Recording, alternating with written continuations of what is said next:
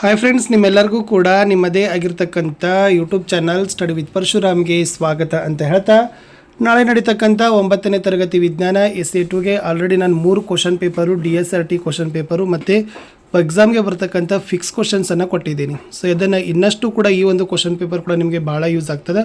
ಒಳ್ಳೆಯ ಪ್ರಶ್ನೆಗಳಿದ್ದಾವೆ, ಇದರಲ್ಲಿ ಬರ್ತಕ್ಕಂಥ ಚಾನ್ಸಸ್ ತುಂಬಾ ಇದ್ದಾವೆ. ಇದನ್ನು ಕೂಡ ನೋಡಿ ಅಂತ ಹೇಳ್ತಾ ವಿಡಿಯೋನ ಲೈಕ್, ಶೇರ್ ಮತ್ತು ಸಬ್ಸ್ಕ್ರೈಬ್ ಮಾಡೋದನ್ನು ಮಾತ್ರ ಮರೆಯದಿರಿ. ಬನ್ನಿ ವಿಡಿಯೋನ ಶುರು ಮಾಡೋಣ. ಬಿಲ್ಲಿನ ಆಕಾರದಲ್ಲಾಗುವ ಬದಲಾವಣೆಯ ಮುಂದಿನ ಯಾವ ಶಕ್ತಿಯ ವಿಧಕ್ಕೆ ಉದಾಹರಣೆ ಅಂತ ಕೇಳಿದ್ದಾರೆ? ಪ್ರಚನ ಶಕ್ತಿ. ಒಂದು ಲೆಕ್ಕ ಮಾಡಬೇಕು. ಒಂದು ಮೋಟಾರ್ ವಾಹನ 5 ಸೆಕೆಂಡ್ಗಳಲ್ಲಿ 18 km/h -1 ಮತ್ತು 36 km/h -1 ವೇಗವನ್ನು ತಲುಪಿದರೆ ಏಕರೂಪ ವೇಗೋತ್ಕರ್ಷದಲ್ಲಿ ಚಲಿಸಿದರೆ ವೇಗೋತ್ಕರ್ಷವನ್ನು ಕಂಡುಹಿಡಬೇಕು. ಏನು ಕೊಟ್ಟಿದ್ದಾರೆ? U 18 km/h ಅದನ್ನು 5 m/s ಕನ್ವರ್ಟ್ ಮಾಡಬೇಕು. ಫಿ 36 km/h ಅದನ್ನು m/s ಕನ್ವರ್ಟ್ ಮಾಡಿದಾಗ 10 m/s ಟೈಮ್ 5 ಸೆಕೆಂಡ್. ಸಮೀಕರಣ ಬರ್ತದೆ A = V - U/T. ಸೊ ಏನಾಗ್ತದೆ? 10 - 5 / 5 1 m/s ಆಗ್ತದೆ. ಇದು ಯಾವ ಚಲನೆ ನಿಯಮವನ್ನು ಸೂಚಿಸ್ತದೆ ಅಂತ ಕೇಳಿದರೆ 3ನೇ ಚಲನೆ ನಿಯಮ. Very most important. ಮುಂದಿನ ಪ್ರಶ್ನೆ, ಒಂದು ವಾಹನ ದ್ರವ್ಯರಾಶಿ 1500 kg ವಾಹನವನ್ನು ಋಣ ವೇಗೋತ್ಕರ್ಷ 1.7 m/s ನಲ್ಲಿ ನಿಚ್ಚಲ ಸ್ಥಿತಿಗೆ ತಂದರೆ ವಾಹನ ಮತ್ತು ರಸ್ತೆ ನಡುವಿನ ಉಂಟಾಗುವ ಬಲದ ಪ್ರಮಾಣ ಎಷ್ಟು? ಸೊ ಇಲ್ಲಿ M 1500 kg, A 1.7 m/s, F = ma ಸೂತ್ರವನ್ನು ಹಾಕಬೇಕು. ಅಂದರೆ 1500 × -1.7 ಅವಾಗ ಏನಾಗ್ತದೆ? -2550 ನ್ಯೂಟನ್ ಅಂತ ಬರ್ತದೆ. ಇದು ಇಂಪಾರ್ಟೆಂಟ್. ಇನ್ನು ವೈಜ್ಞಾನಿಕ ಕಾರಣವನ್ನು ಕೊಡಲಿಕ್ಕೆ ಕೇಳಿದ್ದಾರೆ. ಭೂಮಿಯ ಮೇಲಿರುವಾಗ ಇರುವ ತೂಕಕ್ಕಿಂತ ಚಂದ್ರನ ಮೇಲ್ಮೈ ಮೇಲೆ ಇಳಿದಾಗ ಗಗನಯಾತ್ರಿಗಳ ತೂಕ ಕಡಿಮೆ ಏಕೆ? ಎಸ್, ಏಕೆಂದರೆ ಈ ಚಂದ್ರನ ರಾಶಿ ಭೂಮಿಯ ರಾಶಿಗಿಂತ ಕಡಿಮೆ ಇದೆ. ಇದರಿಂದ ಚಂದ್ರ ವಸ್ತುಗಳ ಮೇಲೆ ಹಾಕುವ ಆಕರ್ಷಣ ಬಲವು ಕಡಿಮೆ ಇರೋದ್ರಿಂದ ಭೂಮಿಯ ಮೇಲಿರುವಾಗ ಇರುವ ತೂಕಕ್ಕಿಂತ ಚಂದ್ರನ ಮೇಲ್ಮೈ ಮೇಲೆ ಇಳಿದಾಗ ಗಗನಯಾತ್ರಿಯ ತೂಕ ಕಡಿಮೆ. ಎರಡನೇ ಪ್ರಶ್ನೆ, ಒಂದು ವೇಳೆ ಚಂದ್ರ ಭೂಮಿಯನ್ನು ಅಪಕರ್ಷಿಸಿದ್ದೇ ಆದರೆ ಭೂಮಿಯು ಚಂದ್ರನ ಕಡೆಗೆ ಚಲಿಸುವುದಿಲ್ಲವೇಕೆ ಅಂತ ಕೇಳಿದ್ದಾರೆ. ಆನ್ಸರ್ ಈಸ್, ಇದು ಚಲನೆಯ 2ನೇ ನಿಯಮದ ಪ್ರಕಾರ ಏನು ಹೇಳ್ತದಪ್ಪ ಅಂದ್ರೆ, ಒಂದು ನಿರ್ದಿಷ್ಟ ಬಲಕ್ಕೆ ಒಂದು ವಸ್ತುವಿನ ವೇಗೋತ್ಕರ್ಷ ಅದರ ರಾಶಿಗೆ ವಿಲೋಮಾನುಪಾತದಲ್ಲೇ ಇರ್ತದೆ. ಭೂಮಿಯ ರಾಶಿಗೆ ಹೋಲಿಸಿದಾಗ ಚಂದ್ರನ ರಾಶಿ ಕಡಿಮೆ ಇರೋದ್ರಿಂದ ಭೂಮಿಯ ವೇಗೋತ್ಕರ್ಷದ ದರ ಚಂದ್ರನ ವೇಗೋತ್ಕರ್ಷದ ದರ ಚಂದ್ರನ ಕಡೆಗೆ ಚಲಿಸೋದೇ ಇಲ್ಲ. Very most important. ವಿಶ್ವವ್ಯಾಪಿ ಗುರುತ್ವದ ನಿಯಮ. ವಿಶ್ವದ ಪ್ರತಿಯೊಂದು ವಸ್ತು ಇತರೆ ವಸ್ತುವನ್ನು ಬಲವೊಂದರಿಂದ ಆಕರ್ಷಿಸ್ತದೆ. ಈ ಆಕರ್ಷಣ ಬಲ ಅವುಗಳ ಗುಣಲಬ್ಧಕ್ಕೆ ನೇರ ಅನುಪಾತದಲ್ಲಿ ಇರ್ತದೆ. ಹಾಗೂ ಈ ನಿಯಮವು ವಿಶ್ವದ ಯಾವುದೇ ಸ್ಥಳದಲ್ಲಿರುವ ಪ್ರತಿಯೊಂದು ವಸ್ತುಗಳಿಗೂ ಅನ್ವಯಿಸುತ್ತದೆ. ಇದನ್ನೇ ನಾವು ವಿಶ್ವವ್ಯಾಪಿ ಗುರುತ್ವದ ನಿಯಮ ಅಂತ ಕರಿತೀವಿ. ಇನ್ನು ಬಸ್ ಅಥವಾ ಲಾರಿ ಅಗಲವಾದ ಟೈರ್ಗಳನ್ನು ಯಾಕೆ ಹೊಂದುತ್ತವೆ ಅಂತ ಕೇಳಿದರು. ಬಸ್ ಅಥವಾ ಲಾರಿಗಳು ಹೆಚ್ಚು ಭಾರವಿರುವುದರಿಂದ ಅದು ಟೈರಿನ ಮೇಲೆ ಹೆಚ್ಚಿನ ಒತ್ತಡ ಹಾಕ್ತದೆ. ಆದ್ದರಿಂದ ಅಗಲವಾದ ಟೈರ್ಗಳನ್ನು ಅಳವಡಿಸೋದ್ರಿಂದ ವಿಸ್ತೀರ್ಣ ಹೆಚ್ಚಿ ಒತ್ತಡ ಕಡಿಮೆ ಮಾಡ್ತದೆ. ಇನ್ನು ನೀವು ಬೈಸಿಕಲ್ ತುಳಿಯುವಾಗ ಸಂಭವಿಸುವ ವಿವಿಧ ರೀತಿಯ ಶಕ್ತಿಯ ವರ್ಗಾವಣೆ. ಸೊ ಬೈಸಿಕಲ್ ತುಳಿಯುವಾಗ ಏನಾಗ್ತದಪ್ಪ ಅಂದ್ರೆ, ಸ್ನಾಯು ಶಕ್ತಿ ಸವಾರನ ದೇಹದ ಉಷ್ಣಶಕ್ತಿ ಮತ್ತು ಬೈಸಿಕಲ್ನ ಚಲನ ಶಕ್ತಿಯಾಗಿ ಪರಿವರ್ತನೆ ಆಗ್ತದೆ. ಸ್ನಾಯು ಶಕ್ತಿ, ಉಷ್ಣಶಕ್ತಿ ಅಥವಾ ಚಲನ ಶಕ್ತಿ. ಲೆಕ್ಕ ಮಾಡಬೇಕು. ಜಡತ್ವವನ್ನು ಏರಿಕೆ ಕ್ರಮದಲ್ಲಿ ಬರೀಬೇಕು. ಅಲ್ಲಿ ಕೊಟ್ಟಿದ್ದಾರೆ ಕುದುರೆ ಗಾಡಿ, ಟಿಪ್ಪರ್, ಲಾಟಿ, ಆಟಿಕೆ ಕಾರು, ರೈಲು, ಬೈಸಿಕಲ್. ಅದನ್ನು ಏರಿಕೆ ಕ್ರಮದಲ್ಲಿ ಬರೆದಾಗ ಫಸ್ಟ್ ಆಟಿಕೆ ಕಾರು, ಬೈಸಿಕಲ್, ಕುದುರೆ ಗಾಡಿ, ಟಿಪ್ಪರ್, ಲಾರಿ, ರೈಲು. ಇನ್ನು ಬಿ ಪ್ರಶ್ನೆ ನೋಡಿ. ಚಲಿಸುತ್ತಿರುವ ಬಸ್ಗೆ ತಕ್ಷಣ ಬ್ರೇಕ್ ಹಾಕಿದಾಗ ಅದು ನಿಚ್ಚಲ ಸ್ಥಿತಿಗೆ ಬರುವಾಗ ನಾವು ಮುಂದಕ್ಕೆ ಬಾಗ್ತೀವಿ. ಅದು ಚಲಿಸಲಾರಂಭಿಸಿದಾಗ ಹಿಂದಕ್ಕೆ ಬಾಗ್ತೀವಿ. ಏಕೆ ಅಂತ ಕೇಳಿದ್ದಾರೆ. ಸೊ ಏನಪ್ಪ ಅಂದ್ರೆ ಅದರದ್ದು ಉತ್ತರ ಮೇನ್ ಆಗಿರ್ತಕ್ಕಂಥದ್ದು ನೀವು ಏನು ಬರೀಬೇಕಾಗಿತ್ತಂದ್ರೆ, ಜಡತ್ವದ ಕಾರಣದಿಂದಾಗಿ. ಯಾಕೆಂದರೆ ಈ ಚಲನಾ ಸ್ಥಿತಿಯಲ್ಲಿ ಮುಂದುವರಿಯಲು ಮುಂದಕ್ಕೆ ಹೋಗ್ತೀವಿ. ಆವಾಗ ಬಸ್ ಚಲಿಸಲು ಪ್ರಾರಂಭಿಸಿದಾಗ ನಿಚ್ಚಲ ಸ್ಥಿತಿಯಲ್ಲಿದ್ದ ನಾವು ನಿಚ್ಚಲ ಸ್ಥಿತಿಯಲ್ಲಿಯೇ ಮುಂದುವರಿಯಲು ನಾವು ಹಿಂದಕ್ಕೆ ಬಾಗ್ತೀವಿ. ಇನ್ನು ನ್ಯೂಟನ್ ಚಲನೆಯ 3ನೇ ನಿಯಮವನ್ನು ಬರೆದು 2 ಉದಾಹರಣೆಗಳನ್ನು ಕೊಡಬೇಕು ಅಂತ ಕೇಳಿದರು. ಸೊ ಇಲ್ಲಿ ಬರೆದಿದ್ದಾರೆ, ಪ್ರತಿಯೊಂದು ಕ್ರಿಯೆಗೂ ಸಮವಾಗಿ ಮತ್ತು ವಿರುದ್ಧವಾಗಿ ಪ್ರತಿಕ್ರಿಯೆ ಯಾವಾಗಲೂ ಇದ್ದೇ ಇರ್ತದೆ. ಇದೇ ನ್ಯೂಟನ್ನ 3ನೇ ನಿಯಮ. 2 ಉದಾಹರಣೆ ಏನಪ್ಪ ಅಂದರೆ, ರಾಕೆಟ್ ಹಾರುವಾಗ ನಿಷ್ಕಾಸ ಅನಿಲಗಳು ಅದರ ಸೂಸುಬಾಯಿಯ ಮೂಲಕ ಹೊರತಳ್ಳಲ್ಪಡ್ತವೆ. ಇದು ಕ್ರಿಯೆ ಆಗ್ತದೆ. ರಾಕೆಟ್ ವಿರುದ್ಧ ದಿಕ್ಕಿನಲ್ಲಿ ವೇಗೋತ್ಕರ್ಷ ಗಳಿಸ್ತದೆ. ಅದು ಪ್ರತಿಕ್ರಿಯೆ ಆಗ್ತದೆ. ಇನ್ನು ಹಕ್ಕಿ ಹಾರುವಾಗ ತನ್ನ ರೆಕ್ಕೆಯಿಂದ ಗಾಳಿಯನ್ನು ಹಿಂದಕ್ಕೆ ತಳ್ಳೋದು ಕ್ರಿಯೆ. ಹಕ್ಕಿ ಮುಂದಕ್ಕೆ ಹೋಗೋದು ಪ್ರತಿಕ್ರಿಯೆ. ಬಂದೂಕಿನಿಂದ ಗುಂಡು ಹಾರಿದಾಗ ಗುಂಡು ಮುಂದಕ್ಕೆ ಹೋಗೋದು ಕ್ರಿಯೆ. ಬಂದೂಕು ಹಿಮ್ಮುಖವಾಗಿ ಚಲಿಸೋದು ಪ್ರತಿಕ್ರಿಯೆ. ಇನ್ನು ಸಂವೇಗ ಸಂರಕ್ಷಣಾ ತತ್ವವನ್ನು ಕೇಳಿದರೆ ಇದು ಮೋಸ್ಟ್ ಇಂಪಾರ್ಟೆಂಟ್ ಇದೆ ನೋಡಿ. ಯಾವುದೇ ಬಾಹ್ಯ ಅಸಂತುಲಿತ ಬಲ ಪ್ರಯೋಗವಾಗದ ಹೊರತು 2 ವಸ್ತುಗಳ ಸಂಘರ್ಷಣೆಯ ಮೊದಲಿನ ಸಂವೇಗವು ಸಂಘರ್ಷಣೆಯ ನಂತರದ ಒಟ್ಟಾರೆ ಸಂವೇಗಕ್ಕೆ ಏನಾಗಿರ್ತದಪ್ಪ ಅಂದ್ರೆ ಸಮಾನೇ ಇರ್ತದೆ. ಇದೇ ಸಂವೇಗ ಸಂರಕ್ಷಣಾ ತತ್ವ ಅಂತ ಕರಿತೀವಿ. ಇನ್ನು ಪ್ರಚನ ಶಕ್ತಿ ಕಂಡುಹಿಡಬೇಕು. 10 kg ರಾಶಿ ಅದ. ಒಂದು ಕಾಯ ನೆಲದಿಂದ 6 ಮೀಟರ್ ಎತ್ತರದಲ್ಲಿ ಇದೆ. ಸೊ ಏನಿದೆ? ಪರಿಹಾರ ಕಾಯದ ರಾಶಿ ಎಂ 10 kg, ಸ್ಥಾನಪಲ್ಲಟ ಅಂದರೆ ಎತ್ತರ 6 ಮೀಟರ್, ಗುರುತ್ವ ವೇಗೋತ್ಕರ್ಷ ಕೊಟ್ಟಿದ್ರು 9.8 ಮೀಟರ್ ಪರ್ ಸೆಕೆಂಡ್ ಸ್ಕ್ವೇರ್. ಅವಾಗ ನಾವು ಏನು ಮಾಡಬೇಕಾಗ್ತದಪ್ಪ ಅಂದರೆ ಇದು ಸಿಂಪಲ್ಲಾಗಿ ಸೂತ್ರ ಹಾಕಬೇಕು. ಪ್ರಚನ ಶಕ್ತಿ ಈಕ್ವಲ್ ಟು mgh. ಆವಾಗ 10 × 9.8 × 6 ಮೀಟರ್ 588 ಜೂಲ್. ಸೊ ಅವಾಗ ಏನಾಗ್ತದಪ್ಪ 606 ಮೀಟರ್ ಅಷ್ಟೇ ಬರ್ತದೆ. ಸೊ ರೈಟ್ ಆನ್ಸರ್ ಎಷ್ಟಾಗ್ತದಪ್ಪ ಅಂದರೆ 588 ಜೂಲ್ ಅಂತ ಬರೆದ್ರೆ ನಿಮ್ಮ ಆನ್ಸರ್ ಕಂಪ್ಲೀಟ್ ಆಗ್ತದೆ. ಇನ್ನು ಜವ ಮತ್ತು ವೇಗದ ನಡುವಿನ ವ್ಯತ್ಯಾಸ ಕೇಳಿದ್ದಾರೆ. ಸೊ ಜವ ನೋಡಿ, ಒಂದು ಕಾಯ ಏಕಮಾನ ಕಾಲದಲ್ಲಿ ಚಲಿಸಿದ ದೂರವೇ ಜವ. ಆಮೇಲೆ ಜವದ ಸೂತ್ರ ಚಲಿಸಿದ ದೂರ ಭಾಗಿಸು ತೆಗೆದುಕೊಂಡ ಕಾಲ, ಜವ ಅದಿಶ ಪರಿಮಾಣ. ಆಮೇಲೆ ಜವ ಪರಿಮಾಣ ಮಾತ್ರ ಹೊಂದಿರ್ತದೆ. ಬಟ್ ವೇಗ, ಕಾಯ ಒಂದು ನಿರ್ದಿಷ್ಟ ದಿಕ್ಕಿನಲ್ಲಿ ಚಲಿಸಿದ ಜವವನ್ನು ವೇಗ ಅಂತೀವಿ. ವೇಗ ಈಕ್ವಲ್ ಟು ಸ್ಥಾನಪಲ್ಲಟ ಭಾಗಿಸು ಕಾಲ. ವೇಗ ಸದಿಶವಾಗಿರ್ತದೆ, ಪರಿಮಾಣ ಮತ್ತು ದಿಕ್ಕನ್ನು ಹೊಂದಿರ್ತದೆ. ಮುಂದಿನ ಪ್ರಶ್ನೆ ಬಿದಲ್ಲಿ ಕೊಟ್ಟಿದ್ರು. ಏನಿದೆ ನೋಡಿ, ಒಂದು ವಸ್ತು ಒಂದು ದೂರವನ್ನು ಕ್ರಮಿಸಿದೆ, ಅದಕ್ಕೆ 0 ಸ್ಥಾನಪಲ್ಲಟ ಸಾಧ್ಯವೇ? ಸಾಧ್ಯ ಎನ್ನುವುದಾದರೆ ಒಂದು ಉದಾಹರಣೆಯೊಂದಿಗೆ ನಿಮ್ಮ ಉತ್ತರವನ್ನು ಸಮರ್ಥನೆ ಕೊಡಿ. ಎಸ್, 0 ಸ್ಥಾನಪಲ್ಲಟ ಸಾಧ್ಯವಾಗ್ತದೆ. ಏಕೆಂದರೆ ಉದಾಹರಣೆಗೆ ಒಬ್ಬ ವ್ಯಕ್ತಿ ಏನು ಮಾಡ್ತಾನಪ್ಪ ಅಂದ್ರೆ ಒಂದು ಪಾರ್ಕ್ ಸುತ್ತ ಪ್ರಯಾಣವನ್ನು ಪ್ರಾರಂಭಿಸಿ ತನ್ನ ಪ್ರಯಾಣದ ಪ್ರಾರಂಭಿಕ ಸ್ಥಾನವನ್ನು ಅಂತಿಮವಾಗಿ ತಲುಪಿದಾಗ ಚಲಿಸಿದ ದೂರ ಇದ್ದರೂ ಸ್ಥಾನಪಲ್ಲಟ ಮಾತ್ರ 0ನೇ ಆಗ್ತದೆ. ಓಕೆ, ಇನ್ನು ಮುಂದಿನ ಪ್ರಶ್ನೆ, ಮಾನವನಲ್ಲಿ ಶ್ರವಣ ಶಬ್ದದ ಸರಾಸರಿ ಶ್ರವಣದ ಆವೃತ್ತಿಯ ವ್ಯಾಪ್ತಿ ಎಷ್ಟು ಅಂತ ಕೇಳಿದ್ದಾರೆ. ಗೊತ್ತಿರಲಿ, 20 ಹರ್ಟ್ಸ್ದಿಂದ 20 ಕಿಲೋ ಹರ್ಟ್ಸ್. ಶಬ್ದ ತರಂಗಗಳ ಪ್ರತಿಫಲನದ 2 ಪ್ರಾಯೋಗಿಕ ಅನ್ವಯಗಳನ್ನು ಕೇಳಿದರು.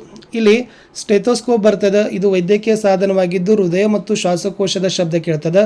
ಸ್ಟೆಥೋಸ್ಕೋಪ್ನಲ್ಲಿ ರೋಗಿಯ ಎದೆಬಡಿತವು ಗುಣಿತದ ಪ್ರತಿಫಲನದಿಂದ ವೈದ್ಯರ ಕಿವಿ ತಲುಪ್ತದೆ. ಸಾಮಾನ್ಯವಾಗಿ ಸಂಗೀತ ಕಚೇರಿ ಭವನ, ಸಮ್ಮೇಳನ ಭವನ, ಸಿನಿಮಾ ಭವನಗಳಲ್ಲಿ ಶಬ್ದ ಪ್ರತಿಫಲನದ ನಂತರ ಎಲ್ಲ ಮೂಲೆಗಳಲ್ಲಿ ತಲುಪುವಂತೆ ಮೇಲ್ಛಾವಣಿಯನ್ನು ವಕ್ರವಾಗಿಯೇ ಕಟ್ತಾರೆ. ಮುಂದೆದು ಅನುರಣನ ಅಂದರೆ ಏನು, ಅದನ್ನು ಹೇಗೆ ಕಡಿಮೆ ಮಾಡ್ತೀರಿ? ಇದು ಮೋಸ್ಟ್ ಇಂಪಾರ್ಟೆಂಟ್ ಇತ್ತು ನೋಡಿ.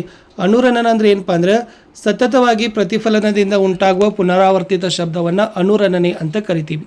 ಇಲ್ಲಿ ಒಂದು ದೊಡ್ಡ ಪಡಸಾಲೆಯಲ್ಲಿ ಉಂಟಾದ ಶಬ್ದ ಅದರ ಗೋಡೆಗಳಿಂದ ಮೇಲಿಂದ ಮೇಲೆ ಪ್ರತಿಫಲನಗೊಂಡು ಕೇಳಲು ಸಾಧ್ಯವಾಗದಿರುವಷ್ಟಿಗೆ ಕಡಿಮೆಯಾಗುತ್ತಾ ಮುಂದುವರಿತದೆ. ಸತತ ಪ್ರತಿಫಲನದಿಂದ ಉಂಟಾದ ಈ ಪುನರಾವರ್ತಿತ ಶಬ್ದವನ್ನು ಅನುರಣನೆ ಅಂತ ಕರಿತೀವಿ. ಒಂದು ಸಭಾಂಗಣದಲ್ಲಿ ಅಥವಾ ಪಡಸಾಲೆಯಲ್ಲಿನ ಹೆಚ್ಚುವರಿ ಅನುರಣನೆಯು ಹೆಚ್ಚು ಅನಪೇಕ್ಷಿತವಾದದ್ದು. ಆದುದರಿಂದ ಇಲ್ಲಿ ಅನುರಣನೆ ಕಡಿಮೆ ಮಾಡಲು ಸಭಾಂಗಣದ ಮೇಲ್ಛಾವಣಿ ಮತ್ತು ಗೋಡೆಗಳನ್ನು ಸಾಮಾನ್ಯವಾಗಿ ಶಬ್ದ ಗ್ರಹಿಸುವ ಸಂಕೇತಗಳಾದ ಸಂಕುಚಿತ ದೃಗ್ನಾರು ಹಲಗೆ ಅಥವಾ ಒರಟಾದ ಪ್ಲಾಸ್ಟರ್ಗಳಿಂದ ಕಟ್ತಾರೆ. ಅದು ಇಂಪಾರ್ಟೆಂಟ್. ಇನ್ನು ರಸಾಯನಶಾಸ್ತ್ರಕ್ಕೆ ಬರೋಣ. ಯಾವುದು ಉತ್ಪತ್ತನ ಕ್ರಿಯೆಗೆ ಒಳಪಡುವ ವಸ್ತು? ನುಸಿಗುಳಿಗೆ. ಅಸಮರೂಪ ವ್ಯವಸ್ಥೆಯಲ್ಲಿ ಘನ ವಸ್ತುಗಳು ದ್ರವ ವಸ್ತುವಿನಲ್ಲಿ ಚದುರಿಸೋದಕ್ಕೆ ಏನಂತೀವಿ? ನಿಲಂಬಿತ ಮಿಶ್ರಣ. ನಾನು ಪರಮಾಣುವಿನಲ್ಲಿರುವ ಒಟ್ಟು ನ್ಯೂಟ್ರಾನ್ ಸಂಖ್ಯೆ ಯಾವುದು? ಪರಮಾಣು ಸಂಖ್ಯೆ. ಯಾವುದೇ ದ್ರವ್ಯದ ಭೌತಿಕ ಸ್ಥಿತಿ ಬದಲಾಗಲಿಕ್ಕೆ ಕಾರಣವಾದ ಅಂಶ ಯಾವುದು? ಓಕೆ, ತಾಪ ಮತ್ತು ಒತ್ತಡ. ಅದು ನೆನಪಿರಲಿ. ಇನ್ನು ಒಂದು ತಣ್ಣೀರಿನ ಮೇಲೆ ಇನ್ನೊಂದು ಬಿಸಿ ನೀರಿನ 2 ಗಾಜಿನ ಲೋಟಕ್ಕೆ 4 ರಿಂದ 5 ಶಾಯಿ ಇಂಕು ಹಾಕಿ 2 ಲೋಟಗಳನ್ನು ಪರೀಕ್ಷಿಸಿದಾಗ ಯಾವ ಲೋಟದಲ್ಲಿ ಇಂಕ್ನ ಬಣ್ಣ ಬೇಗ ಹರಡ್ತದೆ? ಬಿಸಿ ನೀರು. ಇನ್ನು ಇದಂತರೂ ಕೂಡ ನೀವು ಭಯಪಟ್ಟು ಮಾಡಲೇಬೇಕು. ದ್ರವ್ಯದ ಸ್ಥಿತಿಗಳ ಅಂತರ್ಪರಿವರ್ತನೆ, ಘನ, ದ್ರವ, ಅನಿಲ. ಓಕೆ, ಅದು ಬಂದೇ ಬರ್ತಕ್ಕಂಥದ್ದು. ಕಾರಣಗಳನ್ನು ಕೇಳಿದ್ದಾರೆ ನೋಡಿ. ಒಂದನೇದು, ನಾವು ತುಂಬ ದೂರದಲ್ಲಿ ಕುಳಿತಿದ್ದರೂ ಸುಗಂಧ ದ್ರವ್ಯದ ವಾಸನೆಯನ್ನು ಗ್ರಹಿಸ್ತೀವಿ. ಹೌದು. ಏಕಪ್ಪ ಅಂತಂದರೆ ನಾವು ತುಂಬ ದೂರದಲ್ಲಿ ಕುಳಿತಿದ್ದರೂ ಸುಗಂಧದ ವಾಸನೆ ಗ್ರಹಿಸ್ತೀವಿ. ಸುಗಂಧ ದ್ರವ್ಯದಲ್ಲಿನ ಕಣಗಳು ಅನಿಲ ರೂಪದಲ್ಲಿದ್ದು ಅವುಗಳ ವೇಗ ಹೆಚ್ಚಾಗಿರೋದ್ರಿಂದ ವಿಸರಣೆ ಮೂಲಕ ಸುಲಭವಾಗಿ ವಾಸನೆಯನ್ನು ಗ್ರಹಿಸ್ತೀವಿ. ಎರಡನೇದು, ಕೊಠಡಿಯ ಉಷ್ಣತೆಯಲ್ಲಿ ಕಬ್ಬಿಣದ ಕುರ್ಚಿ ಘನರೂಪದಲ್ಲಿತ್ತು, ನೀರು ದ್ರವ ರೂಪದಲ್ಲಿರಲು ಕಾರಣ. ಸೊ ಏನಪ್ಪ ಅಂದರೆ ಕಾರಣ, ಅದಕ್ಕೆ ಮುಖ್ಯವಾಗಿ ಕಬ್ಬಿಣದ ಕುರ್ಚಿಯಲ್ಲಿನ ಕಣಗಳು ಒತ್ತೊತ್ತಾಗಿ ಜೋಡಣೆಯಾಗಿದ್ದಾವೆ. ಆಮೇಲೆ ಅವುಗಳ ನಡುವೆ ಆಕರ್ಷಣಾ ಬಲ ಇರ್ತದೆ. ನೀರಿನ ಕಣಗಳು ಸಡಿಲವಾಗಿ ಜೋಡಣೆಯಾಗಿದ್ದು ದುರ್ಬಲ ಆಕರ್ಷಣಾ ಬಲ ಇರ್ತದೆ. ಹಾಗಾಗಿ ಕೊಠಡಿಯ ಉಷ್ಣತೆಯಲ್ಲಿ ಕಬ್ಬಿಣ ಘನಸ್ಥಿತಿ, ನೀರು ದ್ರವ ಸ್ಥಿತಿ. ಇನ್ನೊಂದು ಕಾರಣ ಕೇಳಿದರೆ, ನಿಮ್ಮ ಅಂಗೈ ಮೇಲೆ ಸ್ವಲ್ಪ ಅಸಿಟೋನನ್ನು ಸುರಿದಾಗ ಏನಾಗ್ತದೆ? ಎಸ್ ನೋಡಿ, ಅಂಗೈ ತಂಪಾಗ್ತದೆ. ಏಕೆಂದರೆ ಅಸಿಟೋನ್ ಕಣಗಳು ಅಂಗೈ ಮೇಲಿನ ಶಕ್ತಿ ಅಥವಾ ಸುತ್ತಲಿನ ಶಕ್ತಿಯನ್ನು ಬಳಸಿಕೊಳ್ತಾವ ಮತ್ತು ಆವಿ ಮಾಡ್ತಾವ. ಮುಂದಿನ ಪ್ರಶ್ನೆ, ಬೇಸಿಗೆ ಕಾಲದಲ್ಲಿ ನಾವು ಹತ್ತಿ ಬಟ್ಟೆಗಳನ್ನೇ ಏಕೆ ಧರಿಸಬೇಕು ಅಂತ ಕೇಳಿದ್ದಾರೆ. ಇಲ್ಲಿ ಉತ್ತರ ಇದೆ. ಬೇಸಿಗೆಯಲ್ಲಿ ನಮ್ಮ ದೇಹದ ಯಾಂತ್ರಿಕ ವ್ಯವಸ್ಥೆಯ ಕಾರಣಗಳಿಂದಾಗಿ ನಾವು ಹೆಚ್ಚು ಬೆವರು ಸುರಿಸೋದ್ರಿಂದ ನಮ್ಮನ್ನು ತಂಪಾಗಿರ್ತದೆ. ಈ ಬಾಷ್ಪೀಕರಣವಾಗುವಾಗ ದ್ರವದ ಮೇಲ್ಮೈನಲ್ಲಿನ ಕಣಗಳು ಸುತ್ತಲಿನ ಶಕ್ತಿ ಅಥವಾ ದೇಹದ ಮೇಲ್ಮೈನ ಶಕ್ತಿಯನ್ನು ಬಳಸಿಕೊಂಡು ಆವಿಯಾಗ್ತದೆ. ಸೊ ದೇಹದಿಂದ ಬಿಡುಗಡೆಯಾದ ಶಾಖಶಕ್ತಿ ಆವಿಕರಣ ಗುಪ್ತೋಷ್ಣಕ್ಕೆ ಕಾರಣವಾದ ಶಾಖಶಕ್ತಿಗೆ ಸಮ. ಹತ್ತಿ ನೀರನ್ನು ಹೀರಿಕೊಳ್ಳುವ ಒಂದು ಉತ್ತಮ ವಸ್ತು ಮತ್ತು ಬೆವರನ್ನು ಹೀರಿಕೊಂಡು ವಾತಾವರಣದಲ್ಲಿ ಸುಲಭವಾಗಿ ಆವಿ ಮಾಡಲು ಸಹಾಯಕ. ಇನ್ನು ಟಿಂಡಾಲ್ ಪರಿಣಾಮ ಅಂದರೆ ಏನು? ಲಕ್ಷಣ, ಬೆಳಕು ಕಲ್ಲಿಲಗಳ ಮೂಲಕ ಹಾದು ಹೋಗುವಾಗ ಬೆಳಕಿನ ಕಿರಣಗಳು ಚದುರುವ ವಿದ್ಯಮಾನ ಟಿಂಡಾಲ್. ಲಕ್ಷಣಗಳು, ಕಲ್ಲಿಲ ಒಂದು ಅಸಮರೂಪ ಮಿಶ್ರಣ, ಕಲಿಲದ ಕಣಗಳ ಗಾತ್ರ ಬದಿಗಣ್ಣಿನಿಂದ ಪ್ರತ್ಯೇಕವಾಗಿ ನೋಡಲಾಗದಷ್ಟು ಸಣ್ಣ. ಕಲಿಲದ ಕಣಗಳು ತಮ್ಮಲ್ಲಿ ಹಾದು ಹೋಗುವ ಬೆಳಕಿನ ಕಿರಣಗಳನ್ನು ಚದುರಿಸಿ ಅದರ ಪಥ ಕಾಣುವಂತೆ ಮಾಡುವಷ್ಟು ದೊಡ್ಡದು. ಕಲಿಲದ ಕಣಗಳು ಸಾಕಷ್ಟು ಸ್ಥಿರವಾಗಿದ್ದು ಅಲುಗಾಡಿಸದೆ ಬಿಟ್ಟರೂ ತಳ ಸೇರೋದಿಲ್ಲ. ಇನ್ನು ಪರಮಾಣುವಿನ ಬೋರ್ ಮಾದರಿಯ ಚಿತ್ರ ಇದೆ ನೋಡಿ, ಇದನ್ನು ಖಂಡಿತವಾಗಿ ಎಲ್ಲರಿಗೂ ಬರಲೇಬೇಕು. ಪ್ರೋಟಾನ್, ಎಲೆಕ್ಟ್ರಾನ್ ಮತ್ತು ನ್ಯೂಟ್ರಾನ್ ಪ್ರಾಕ್ಟೀಸ್ ಮಾಡ್ಕೊಂಡು ಹೋಗಿ ಈ ಪ್ರಯೋಗವನ್ನು ಇಂಪಾರ್ಟೆಂಟ್. ಇನ್ನು ನ್ಯೂಟ್ರಾನ್ ಸಂಖ್ಯೆ ಕಂಡುಹಿಡಿಯಿರಿ. O16 ಇದೆ, ಅದು 8 ಬರಬೇಕು. 11 Na23 ಇದೆ, 12. 6C12 6 ಅಂತಕ್ಕಂಥದ್ದು ನ್ಯೂಟ್ರಾನ್ ಸಂಖ್ಯೆ. ಅದನ್ನು ಕಂಡುಹಿಡಿಯೋದನ್ನು ಕಲೀರಿ. ಆಮೇಲೆ ಈ ಸೂತ್ರಗಳು ಯಾವ ಸಂಯುಕ್ತಗಳನ್ನು ಪ್ರತಿನಿಧಿಸ್ತವೆ ಅಂತ ಕೇಳಿದ್ದಾರೆ. CaCO3, ಓಕೆ, ಅದನ್ನು ಅಲ್ಯೂಮಿನಿಯಂ ಸಲ್ಫೇಟ್ ಅಂತೀವಿ. CaCl2 calcium chloride, KNO3 potassium nitrate, CaCO3 calcium carbonate. Very most important. ಇನ್ನು ಅಣು ಅಂದರೆ ಏನು ಅಂತ ಕೇಳಿದ್ದಾರೆ. ಸೊ ರಾಸಾಯನಿಕವಾಗಿ ಜೊತೆಗೆ ಬಂಧಿಸಲ್ಪಟ್ಟ ಅಥವಾ ಆಕರ್ಷಕ ಬಲಗಳಿಂದ ಬಿಗಿಯಲ್ಪಟ್ಟ 2 ಅಥವಾ ಹೆಚ್ಚು ಪರಮಾಣುಗಳ ಗುಂಪನ್ನು ಸಾಮಾನ್ಯವಾಗಿ ಅಣು ಅಂತ ಕರಿತೀವಿ. ಫಾರ್ ಎಕ್ಸಾಂಪಲ್ ನೀರು ಮತ್ತು ಆಕ್ಸಿಜನ್. ಇನ್ನು ಡಾಲ್ಟನ್ ಪರಮಾಣು ಸಿದ್ಧಾಂತದ ಮುಖ್ಯ ಆಧಾರ ಅಂಶಗಳು ಅಂತ ಕೇಳಿದ್ದಾರೆ. ಸೊ ಇದು ಏನಪ್ಪ ಅಂದರೆ ಡಾಲ್ಟನ್ ಪರಮಾಣು ಸಿದ್ಧಾಂತದ ಮುಖ್ಯವಾಗಿರ್ತಕ್ಕಂಥ ಆಧಾರ. ಅಂದರೆ ಎಲ್ಲ ದ್ರವ್ಯಗಳು ಪರಮಾಣುಗಳು ಎಂಬ ಅತಿ ಚಿಕ್ಕ ಕಣಗಳಿಂದ ಮಾಡಲ್ಪಟ್ಟಿದ್ದಾವೆ. ಪರಮಾಣುಗಳು ಅಭೇದ್ಯ ಕಣಗಳಾಗಿದ್ದು ರಾಸಾಯನಿಕ ಕ್ರಿಯೆಗಳಲ್ಲಿ ಇವುಗಳನ್ನು ಸೃಷ್ಟಿಸಲು ನಾಶ ಮಾಡಲು ಬರೋದಿಲ್ಲ. ಆಮೇಲೆ ಒಂದು ನಿರ್ದಿಷ್ಟ ಧಾತುವಿನ ಪರಮಾಣುಗಳು ರಾಶಿ ಮತ್ತು ರಾಸಾಯನಿಕ ಗುಣಗಳಲ್ಲಿ ಒಂದೇ ತೆರನಾಗಿರ್ತದೆ. ಆಮೇಲೆ ವಿಭಿನ್ನ ಧಾತುಗಳ ಪರಮಾಣುಗಳು ವಿಭಿನ್ನ ರಾಶಿ ಮತ್ತು ರಾಸಾಯನಿಕ ಗುಣ ಹೊಂದಿದ ಕನಿಷ್ಠ ಪೂರ್ಣ ಸಂಖ್ಯೆ ಅನುಪಾತದಲ್ಲಿ ಪರಮಾಣುಗಳ ಸಂಯೋಜನೆ ಹೊಂದಿ ಸಂಯುಕ್ತಗಳನ್ನು ಉಂಟು ಮಾಡ್ತದೆ. ಒಂದು ಸಂಯುಕ್ತದಲ್ಲಿನ ಪರಮಾಣುಗಳ ವಿಧ ಸಾಪೇಕ್ಷ ಸಂಖ್ಯೆಗಳು ಸ್ಥಿರವಾಗಿರ್ತವೆ. ಇನ್ನು ರಾಸಾಯನಿಕ ಸೂತ್ರ ಬರೆಯುವಾಗ ಯಾವ ನಿಯಮಗಳನ್ನು ಗಮನದಲ್ಲಿಡ್ತೀರಿ ಅಂತ ಕೇಳಿದ್ದಾರೆ. ಸೊ ಇದು ಇಂಪಾರ್ಟೆಂಟ್ ಇದೆ. ಅದರಲ್ಲಿ ಇನ್ನೊಂದು ಪ್ರಶ್ನೆ ಬರ್ತದೆ ಅಂತಕ್ಕಂಥದ್ದು ಪರಮಾಣೀಯತೆ ಅಂದರೆ ಏನು ಅಂತ ಕೇಳಿದ್ದಾರೆ ನೋಡಿ. ಸೊ ಇದು ಪರಮಾಣೀಯತೆ. ಒಂದು ಅಣುವಿನಲ್ಲಿರುವ ಪರಮಾಣುಗಳ ಸಂಖ್ಯೆನ ಅದರ ಪರಮಾಣೀಯತೆ ಅಂತ ಕರಿತೀವಿ. ಓಕೆನಾ. ಇನ್ನು ಇಲ್ಲಿರ್ತಕ್ಕಂಥ ಪ್ರಶ್ನೆ ಏನಿತ್ತಪ್ಪ ಅಂತಂದರೆ ರಾಸಾಯನಿಕ ಸೂತ್ರ ಬರೆಯುವಾಗ ಗಮನಿಸಬೇಕಾದ ಅಂಶಗಳು. ಒಂದನೇದು ವೆಲೆನ್ಸಿಗಳು ಮತ್ತು ಅಯಾನಿಕ್ ಆವೇಶಗಳನ್ನು ಕಡ್ಡಾಯವಾಗಿ ಹೊಂದಾಣಿಕೆ ಮಾಡಬೇಕು. ಸಂಯುಕ್ತ ಲೋಹ ಮತ್ತು ಅಲೋಹಗಳನ್ನು ಹೊಂದಿದಾಗ ಲೋಹ ಅಥವಾ ಅದರ ಸಂಕೇತ ಮೊದಲು ಬರೀಬೇಕು. For example calcium oxide CaO, sodium chloride NaCl, ಕಬ್ಬಿಣದ ಸಲ್ಫೇಟ್ FeS. ಸಂಯುಕ್ತ ಬಹುಪರಮಾಣುಯ ಅಯಾನುಗಳಾದರೆ ಅಯಾನುಗಳನ್ನು ಕಂಸದೊಳಗೆ ಬರೆದು ಹೊರಗೆ ಅನುಪಾತದಲ್ಲಿಡಬೇಕು. ಸಂಯುಕ್ತದಲ್ಲಿ ಬಹುಪರಮಾಣುಯ ಪರಮಾಣು ಸಂಖ್ಯೆ 1 ಆಗಿದ್ದಾಗ ಕಂಸದ ಅಗತ್ಯ ಇಲ್ಲ, NaOH ಅಂತ ಇದೆ. ಇನ್ನು ಬಯೋಸೈನ್ಸ್. ಸಸ್ಯದ ಅಡುಗೆ ಮನೆ ಪತ್ರ ಹರಿತು.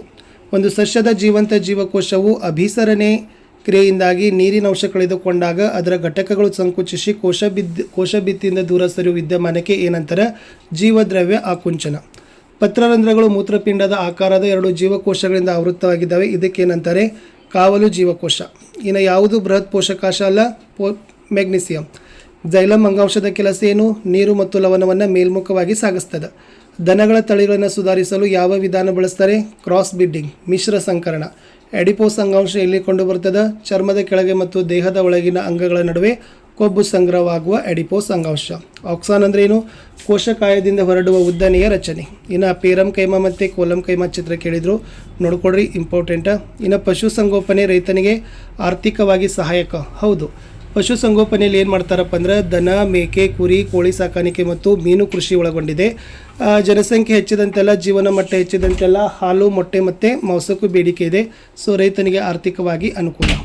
ಇನ್ನು ಪ್ರಾಣಿ ಜೀವಕೋಶದ ಚಿತ್ರ. ಇದು ಪ್ರಾಣಿ ಜೀವಕೋಶದ ಚಿತ್ರ ಇತ್ತು, ಚೆನ್ನಾಗಿ ಪ್ರಾಕ್ಟೀಸ್ ಮಾಡಿ. ಇದು ಸಸ್ಯ ಜೀವಕೋಶದ ಚಿತ್ರ ಇದೆ. ಸೊ ಎರಡರಲ್ಲಿ ಒಂದಂತೂ ಕೂಡ ಬಂದೇ ಬರ್ತದೆ. ಇನ್ನು ಎಪಿಡರ್ಮಿಸ್ನ ಪಾತ್ರವೇನು? ಸಸ್ಯದ ಅತ್ಯಂತ ಹೊರಪದರ ಜೀವಕೋಶವೇ ಎಪಿಡರ್ಮಿಸ್. ಇದು ಒಂದೇ ಪದರದ ಜೀವಕೋಶಗಳಿಂದ ಮಾಡಲ್ಪಟ್ಟಿದೆ. ಇದೆಲ್ಲ ಎಪಿಡರ್ಮಿಸ್ ಬಗ್ಗೆ ಇತ್ತು, ನೋಡ್ಕೊಡ್ರಿ. ಇನ್ನು ತೊಗಟೆಯು ರಕ್ಷಣಾತ್ಮಕವಾಗಿ ಹೇಗೆ ಕೆಲಸ ಮಾಡ್ತದೆ? ಇದು ತೊಗಟೆ ಬಗ್ಗೆ ಇತ್ತು. ಓಕೆ. ಇನ್ನು ಲಾಸ್ಟ್ ಪಠ್ಯರಹಿತ ಸ್ನಾಯು ಮತ್ತು ಪಠ್ಯ ಸಹಿತ ಮೃದು ಸ್ನಾಯುಗಳು ನಿಮ್ಮ ಎಕ್ಸಾಮ್ಗೆ ಬಂದೇ ಬರ್ತಕ್ಕಂಥದ್ದು. ಒಂದು 4 ಪಾಯಿಂಟ್ಗಳನ್ನು ಕೊಟ್ಟೈತಿ. ಸೊ ಅದನ್ನು ಬೈಪಟ್ ಮಾಡಿ ಸ್ಕ್ರೀನ್ಶಾಟ್ ಮಾಡಿರಿ. ಸೊ ಲಾಸ್ಟ್ ಬಾಯ್ಲರ್ ಮತ್ತು ಲೇಯರ್ಸ್ಗಳ ನಡುವಿನ ವ್ಯತ್ಯಾಸ. ಇದು ಮೊಟ್ಟೆ ಅಂದರೆ ಕೋಳಿಗಳ ಸಾಕಾಣಿಕೆಗೆ ಬರ್ತದೆ. ಬಾಯ್ಲರ್ ಮತ್ತು ಲೇಯರ್ಸು, ಅದು ಇಂಪಾರ್ಟೆಂಟು. ಲಾಸ್ಟ್ ಧಾನ್ಯಗಳ ನಷ್ಟಕ್ಕೆ ಕಾರಣವಾದ ಅಂಶಗಳು ಯಾವುವು? ಜೈವಿಕ ಅಂಶಗಳು ಬರ್ತವೆ. ದಂಶಕ, ಕೀಟ, ಶಿಲೀಂಧ್ರ, ಹುಳು, ಬ್ಯಾಕ್ಟೀರಿಯಾ. ಜೈವಿಕ ಅಂದರೆ ಏನಪ್ಪ ಅಂದರೆ ಅಸಮರ್ಪಕ ತೇವಾಂಶ ಮತ್ತು ತಾಪಮಾನ. ಇಷ್ಟು ಸೈನ್ಸ್ನ ಒಂದು ಮಾಡೆಲ್ ಕ್ವಶನ್ ಪೇಪರ್ ಇತ್ತು.